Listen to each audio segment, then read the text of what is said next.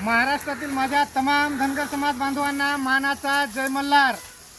21 जानेवारी रोजी आझाद मैदान मुंबई या ठिकाणी मल्हार योद्धा दीपक भाऊ बोराडे हे उपोषण करणार होते, आंदोलन करणार होते।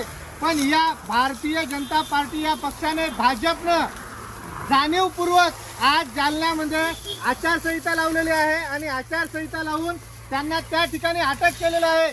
आज आमचे मल्हार योद्धे या महाराष्ट्रातील संपूर्ण धनगर समाजाचा श्वास बनलेले दीपक भाऊ बोराडे यांना अटक झालेली आहे।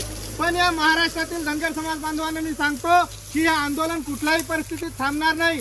21 तारखेला कुठूनही घुसा पण मुंबईत दिसा। एकवट एकवट जय मल्हार, एकवट एकवट जय मल्हार। बांधवांनो, आपल्याला मुंबईत दिसायचं आहे।